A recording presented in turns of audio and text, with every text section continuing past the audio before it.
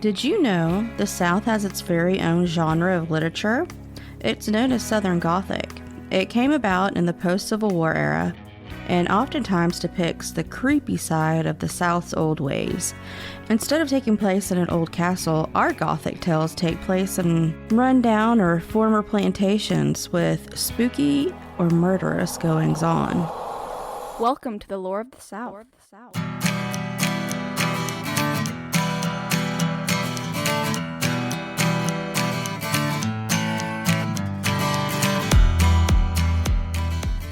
Follow the show on social media to keep up with what's going on and to see pics that go along with each episode. Search for Lore of the South on TikTok, YouTube, Instagram, and Facebook. Welcome back to Lore of the South with me, Kelly Cruz. How the heck are y'all doing? I hope everyone had a good Easter. And it's been a minute since we had Easter. It's going on, 2 or 3 weeks now? But that's how long ago I actually wrote this podcast, and I'm now just getting to recording it for y'all.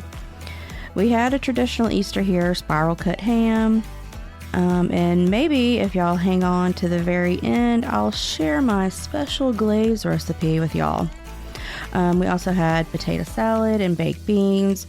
My mom sauteed up some yellow squash, and for dessert we had what I call fancy banana pudding.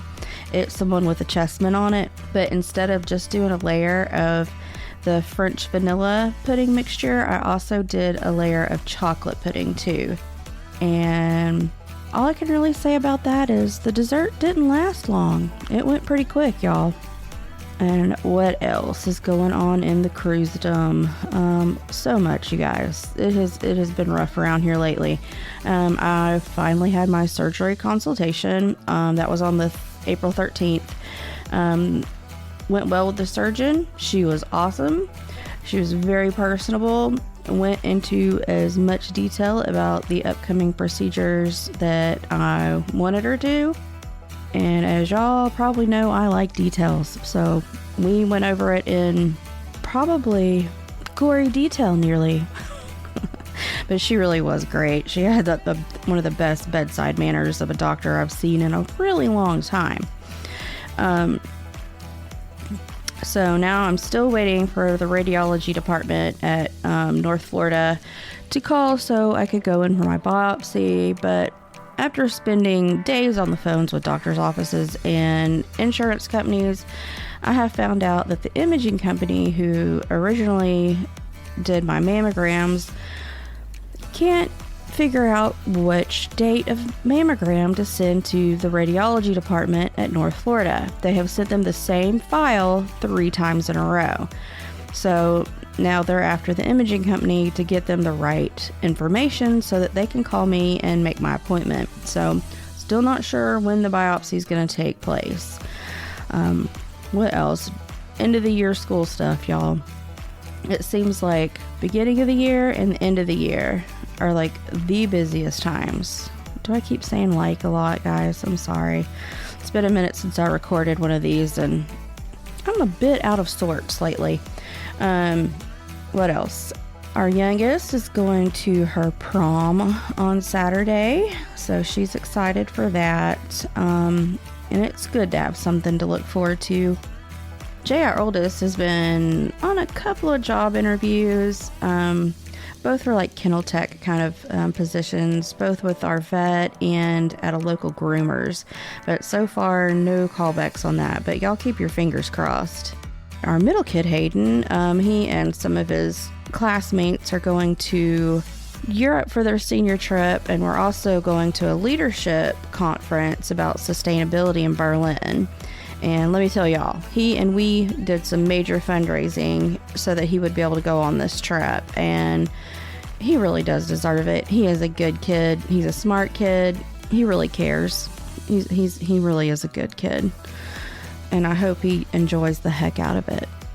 And if you're listening to this and you're one of the ones that helped make that trip possible, or this trip possible for Hayden, we appreciate your help and your generosity more than you will ever know. We just had, producer Mike and I just had our 23rd wedding anniversary on April 15th. And happy late anniversary, babe. We didn't really do anything the day of. We had plans to go stay in that haunted B&B into the Bigfoot convention. And I had, Lore of the South stickers and stuff to hand out. But none of that happened. We ended up with a major family emergency and had to cancel it all. But everyone is home safe now, and we're working hard to get this podcast out to y'all.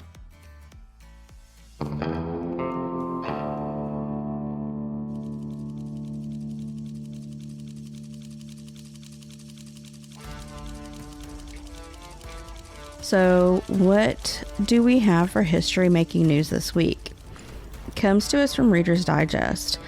A system of caves in Kenya called the Pangaea Sidai may have housed humans for more than 78,000 years. The main chamber of the cave is about 1,000 square feet and could have housed hundreds of people at a time. This region of Africa was known for its steady tropical climate, where other areas were more prone to extreme weather, from droughts to monsoons.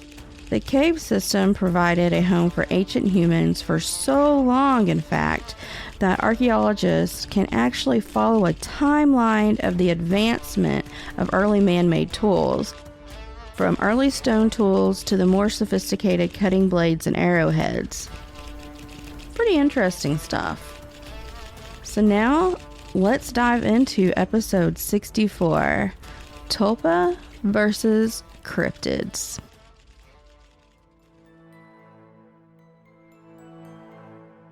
So I've been having this thought for a while in regards to what one believes in, whether it's faith-based or even science, which, science is provable, belief is not, but science is also always changing, so remember that.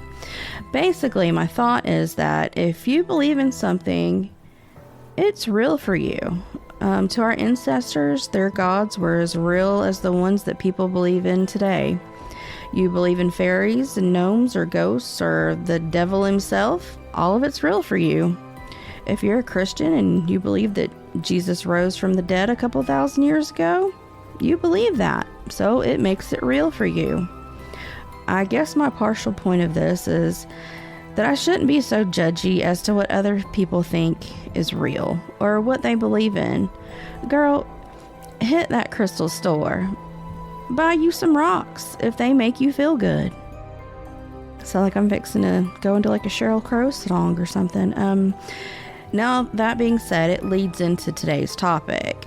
Can the beliefs of a group of people make something real? If enough people believe in the same thing, can that thing manifest? A tulpa, if you will. And the definition of tulpa is this: a being that is created in the imagination or by visualization techniques like used in Tibetan mysticism.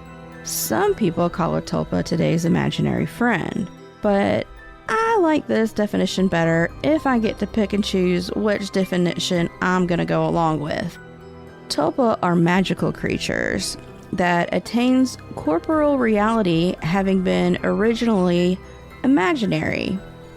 So my question for today is, are cryptid creatures tulpas?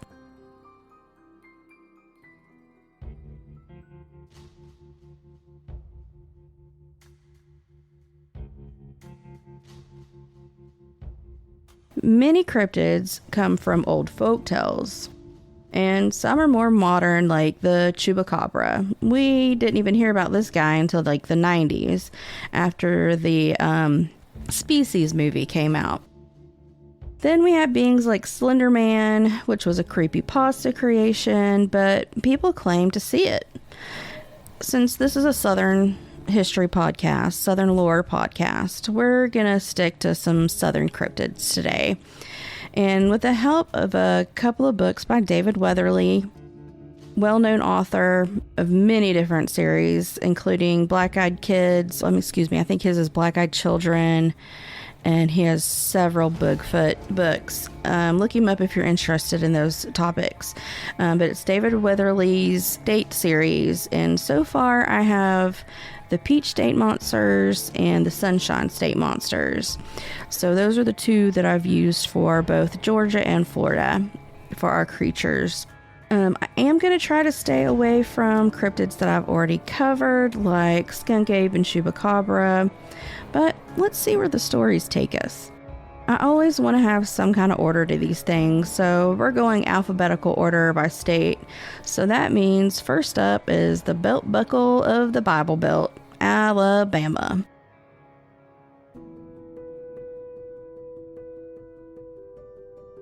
Have y'all heard of Hugging Molly? And no, that's not an Irish rock band. Hugging Molly is from Abbeville, Alabama. And her story goes that she was a poor woman that lost her only child. And to comfort herself, she would go about town hugging folks. At first, the townspeople didn't mind this so much. That was until the years began to catch up to Molly and maybe some dementia began to set in, because she no longer would just hug people. She would wrap them in a bear hug of an embrace and then scream into their ears before setting them free. She was soon wandering the streets after dark, unaware of the time of day, and whenever she would happen upon children out after dark, she would wrap them up in her black shrouded embrace and screech into the children's ears. This would send them running for home. And soon parents were warning their children to be in before dark so that Hugging Molly wouldn't grab them. Well, Molly eventually passed, but this did not stop the instances of some creature that resembled Molly still stalking and hugging kids. Though she was now well over 6 feet tall, draped all in black and ghostly pale, with a hollow face covered by a translucent veil. Her story is still a thing of legend in Abbeville, Alabama.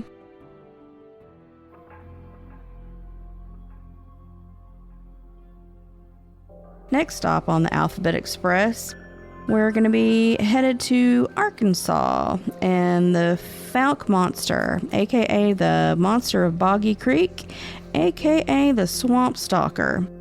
It is described as looking like a Bigfoot. Stories of the creature go back as far as the 1950s and earlier, but the main event that launched the whole Fouke monster into cryptid fame happened on the evening of May 2nd, 1971, the night the creature attacked the Fords. It being a warm night, Mrs. Ford fell asleep on the couch under an open window. The first thing she remembers is a fur-covered hand tearing through the screen and reaching for her. She screamed, and her husband and brother-in-law came running with guns ablazing. One of the brothers even claimed to have wounded it. Law enforcement came out in the morning to investigate. They found a torn screen. Some of the house's siding was damaged, and there was more damage to the porch as well. Exploring the yard, huge 3-toed footprints were found, but no blood trail. A bounty was placed on the animal, but to no avail. And sightings of the beast are still occurring to this day.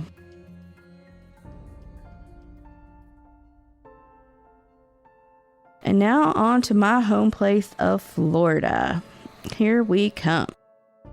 I have lived in the FLA since 86 or 87, I think. I was a little bitty kid. And I think I have crossed over this river I'm about to name countless numbers of times. If you're in East Florida, it's a river that's hard to miss, especially like in the Jacksonville area. You will cross over the St. Johns River multiple times, just in one trip around the city. The St. Johns River is 310 miles long, and here's some Jeopardy brain for y'all. It's one of the only 4 rivers that flows backwards. The Old St. Johns flows south to north, and it exits into the Atlantic Ocean. Anyway, enough of that. We're here for the monsters. So I'd never heard about this guy until thumbing through David Weatherly's Sunshine Monsters book, and it's Pinky, the St. Johns River Monster. With a name like Pinky, doesn't sound very scary. Apparently it scared the mess out of some of the people who first spotted it. So Pinky was first spotted back in the early to mid 70s. She was described by a pair of couples who were out fishing on the St. Johns River near where it opens up into the Atlantic. The first to spot it was one of the women in the group, and she claimed that Pinky was indeed pink and had a long, thin neck and about a human-sized head with 2 little horns on its head. I picture like a giraffe with their knobby little horns on top. That's the kind of horns I picture. Its pink flesh was pulled tight across its skull. A later accounting said that Pinky had a frill around her neck, maybe for gill protection. Another sighting saw Pinky half out of the water and eating vegetation along the shore. Sightings continued through the 70s but slowly died out. Any of my Florida friends ever spot Pinky before?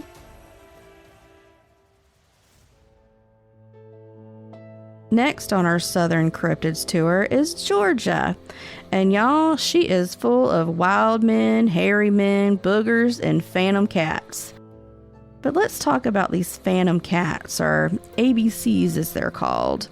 Alien big cats, which means an exotic cat that is way out of place, hence the alien part of the acronym. These animals have been part of our American legends forever. But the problem that most officials have with these legends and sightings is that wildlife agencies have no proof of black panthers in the U.S. Well, in the spring of 1958, people's dogs and chickens and other small livestock were coming up mutilated and dead, or just altogether missing.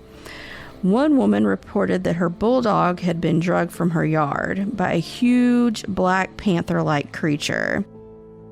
When the surrounding area was searched, huge 4-toed tracks were found, just on the other side of her fence. Like many of these other legends or cryptid sightings that die out, the legend of the ABC still persists, and people tell of them all over the country. But maybe especially in the South, but also in the North, the Midwest, and California. So they are basically everywhere in North America. So ABCs are one of those legends I think I can probably get behind. It's persisted for too long, and I think there just may be something to all of these stories. Now we headed down to Louisiana, home of the Rougarou and all things spooky. We're going to talk about the Grunch. The Grunch, not the Grinch, y'all. And let me tell you, autocorrect did not like me typing Grunch. It wanted it to be the Grinch so bad. Anyways, it's claimed that the Grunch is in the Chupacabra family and is sometimes called the vampire of the Bywater. It was first spotted in the 1700s or maybe the early 1800s, and its name comes from the road that it has been spotted on. And apparently this isn't a road that many people travel down on purpose. If you find yourself on Grunch, you probably made a wrong turn somewhere. But I digress. So what does this old Grunch look like? It's written that he's about the size of a goat and covered in scales with a row of quills or spines down his back. Locals and experts claimed it has the intelligence of a primate and has the ability to open doors. Like its cousin, the Puerto Rican Chupacabra, he likes to prey on livestock and other small animals, such as pets and rodents. It devours its prey from the inside through one opening. The Grunch sucks out all of the bodily fluids and organs from its victims, leaving behind a dried husk. Grunches can be spotted in New Orleans itself, and they seek the darkest places to hide. The last time there was a rash of sightings was after Hurricane Katrina. The Grunches were seen all over the hurricane-destroyed city, probably in search of food and cover.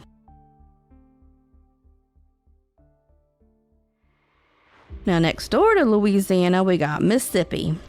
And y'all, Mississippi must not have a lot of time for cryptids. They do have some weird goings on, but not a lot of cryptids. The two that I could find most mention of was Old Sasquatch and more ABCs. But instead of rehashing that, I thought I'd quickly name the 3 strange things I can think of off the top of my head, and it all happened in Pascagoula. 1, we got the massacre at the Singing River, which is now haunted by the Native Americans that sang themselves to their death rather than be slaughtered. Then we have the Phantom Barber story. No, not paranormal, but still weird. And lastly, we have the Pascagoula alien abduction that took place on October 11th, 1973, in the early evening hours when 2 men were abducted while fishing and taken into a spacecraft. They were both later returned.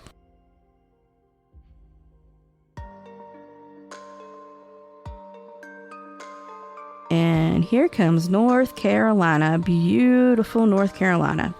We've got more weird cat tales, y'all. The Wampus Cat.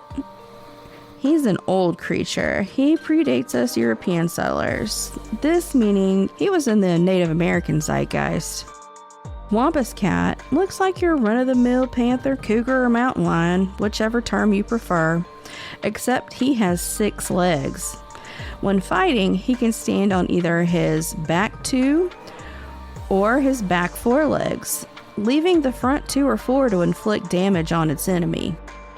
Wampus Cat is also known to be nearly amphibious, and this makes him or her a powerful swimmer.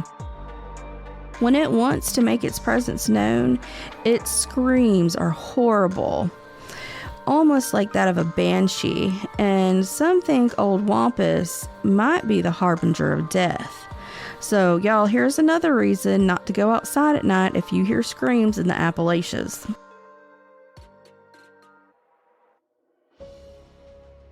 Okay, we're heading back west to Oklahoma. And y'all, Oklahoma was a struggle trying to find some cryptids that wasn't Bigfoot. And I'm not just saying this because I'm a Texan. Y'all want to know what Oklahoma's cryptid is? A giant red lake octopus. And there's more than one. They live in lakes Thunderbird and Tenkiller. The reports of them taking victims go back around 200 years ago to Native American tales. They tell that these enormous horse-sized octopus craved human flesh and were the cause of all the drownings or disappearances in the lakes. Oh, and they also have man-sized catfish in Oklahoma too. So y'all have fun swimming in Oklahoma. Okay. We're a little more than halfway through the tour, kids, and we're back in the Carolinas. This time, we're in South Carolina, and her most famous cryptid is the Lizardman of Scape Ore Swamp. And let me just tell y'all, as a side note here, when I first heard of this, I swear to God, they were calling it Skidmore Swamp. So I'm going to try to be careful and actually enunciate and not run it all together in my southern twang. So the Lizardman from Scape Ore Swamp. So again, this one also claims to be something of a Native American tale. But y'all, it wasn't reported on until the 20s. So I'm not exactly positive if that's a good source or not. But the modern encounter with the giant lizard person happened at 2 a.m. on June 29th, 1988. A young man pulled over to fix a flat. He began to hear something rustling nearby. He hurried and completed the task, and that's when he heard a thud mixed with a thwacking sound from behind him. He looked over his shoulder to see a 6-foot-tall lizard man chasing him down. He jumped into his car. The lizard man jumped on his car. The kid sped off and swerved the car back and forth, trying to throw the creature clear. It worked, but not without damaging the young man's car.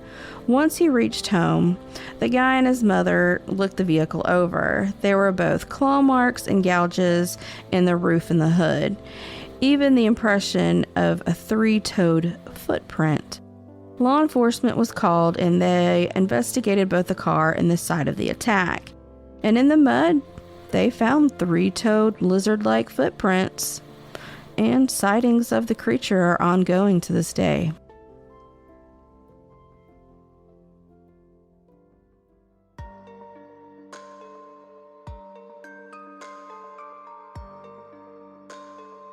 Next, we're heading just a smidge west to Tennessee, and in spite of its current politics, is one of my very favorite places.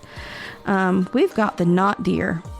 This thing still confuses me. It's a deer, but not a deer? So what is it? They say it's a large deer with forward-facing eyes of a predator. They show little to no fear of humans and run at excess speeds of 30 miles per hour. They are known to be able to walk on their hind legs and are a definite threat. They've been spotted from time to time in the Appalachians. And for a lot more information, y'all check out Expanded Perspectives for more info about these knot deer. Kyle and Cam, they're both hunters, and they've got a bit of an obsession with the knot deer. They've talked quite extensively about these guys.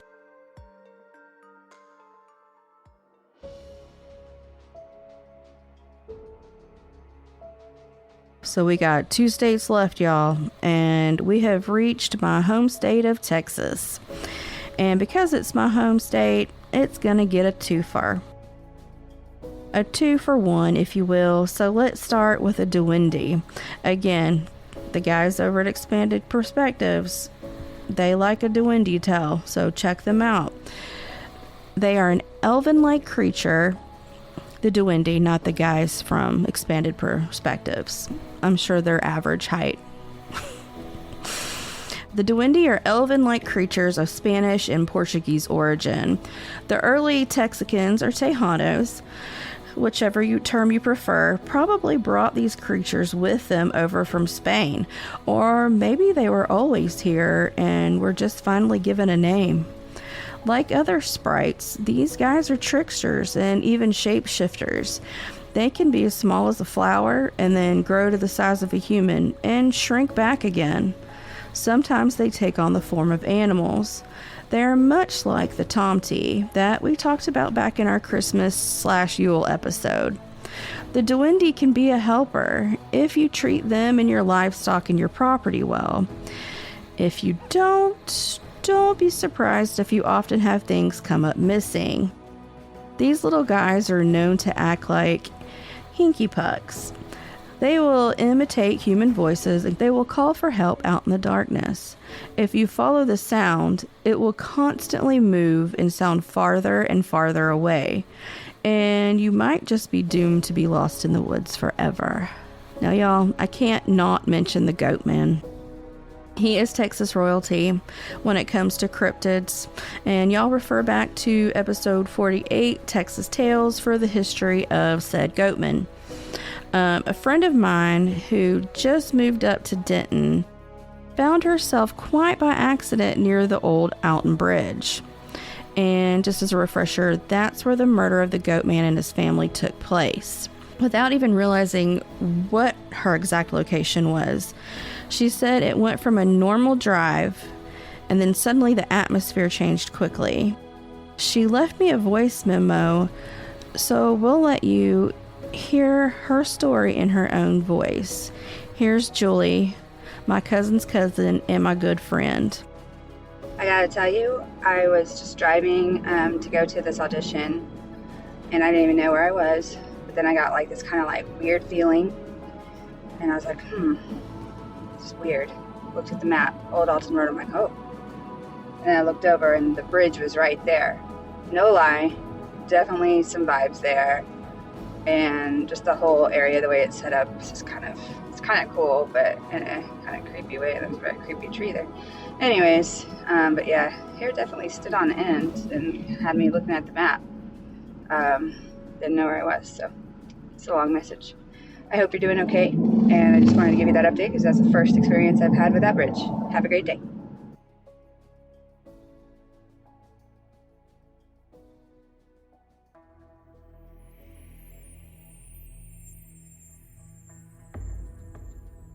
And now, y'all, we have come to our last southern state, Virginia.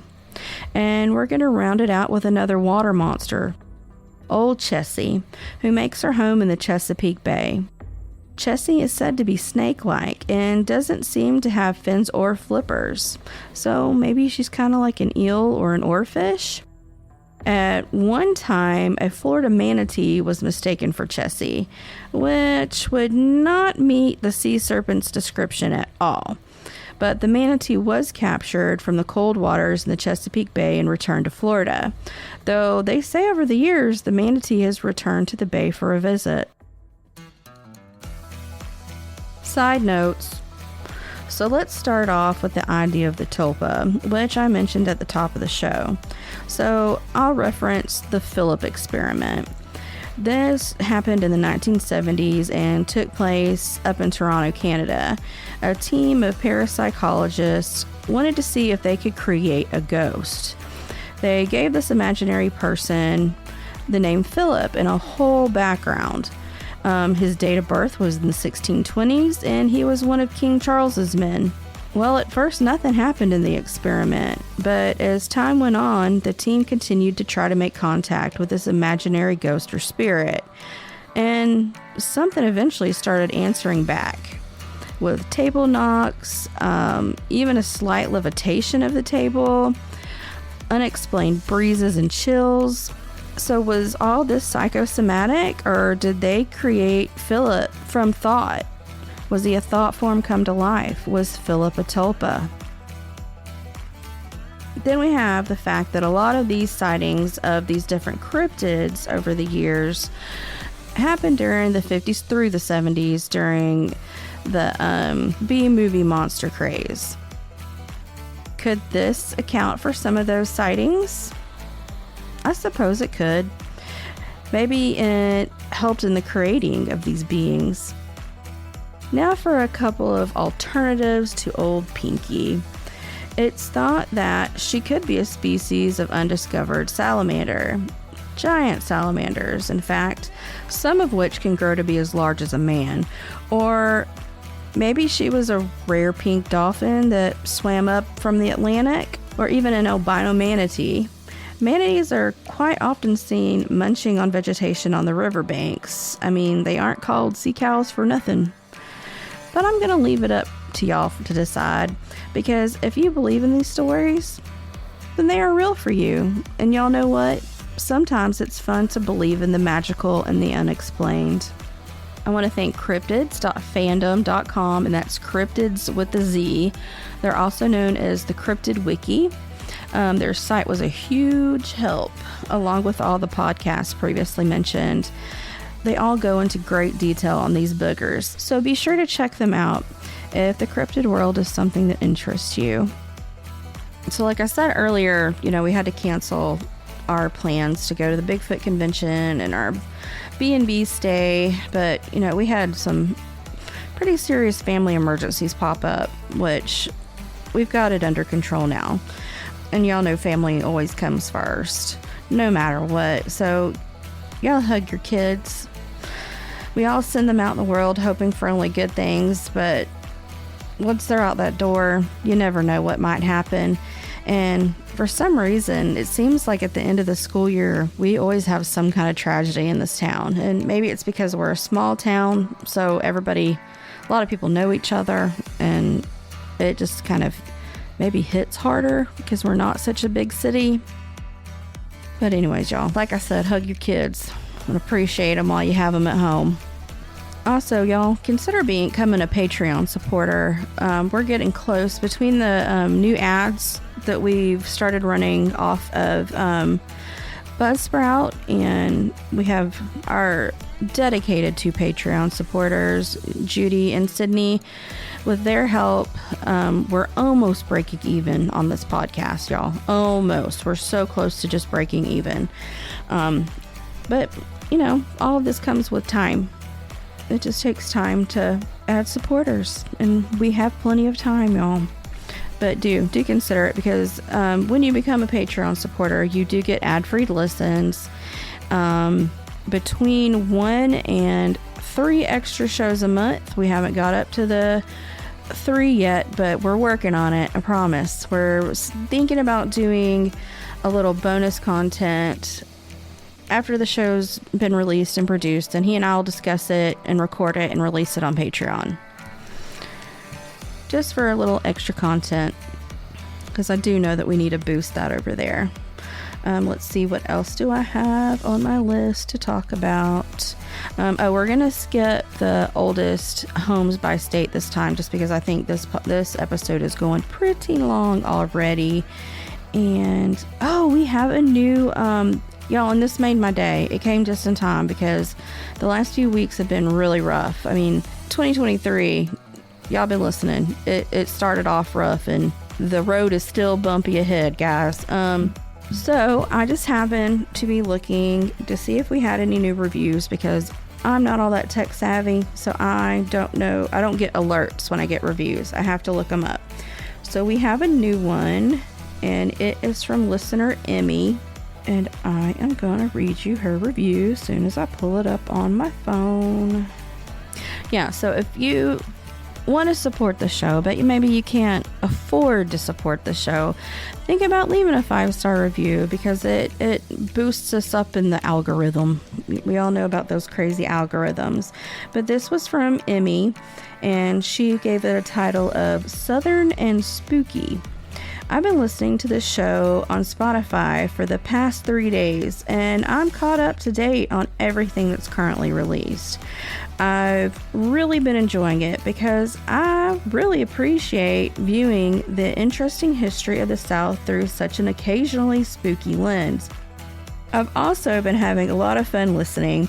I also very much appreciate that Kelly always makes sure to list trigger warnings before any particularly tough subjects. It's very considerate, and I think should be a common practice, even if it isn't. I appreciate it. Thanks, Kelly. You know, Emmy, thank you. And I really appreciate knowing that the trigger warnings help, and I will keep doing those. I think I've gotten a little bit lax in the last few episodes with that, but I'll try to be better about it. You know, mental health is something that we should all take serious, and it's not, I mean, like, I have a dark sense of humor, y'all, so that's just how I deal with things, is with humor, but I'm glad to know that the trigger warnings help Emmy. Also, thank you for the kind words. Producer Mike and I really do appreciate it. And if any of y'all would like to get in contact with the show, you can do so via pretty much all platforms of social media. If you want to get directly in contact, you can email the show. If you have an idea for the show or just want to say hey, the email address is loreofthesouth@gmail.com. And to look us up on Patreon, it's the Lore of the South on patreon.com. And with that, we'll talk to y'all later on Lore of the South. And thanks again, Emmy, for your review. It was very sweet and very appreciated. I'm going to give y'all my ham glazed recipe. And y'all, it's going to sound weird, but it's amazing. Okay, so it is really good on ham, pork tenderloins. It tastes good even on like a standing rib roast. It is delicious. So y'all toss out that stuff that comes in your spiral ham kit. That packet, get rid of it. So this is what you're going to do.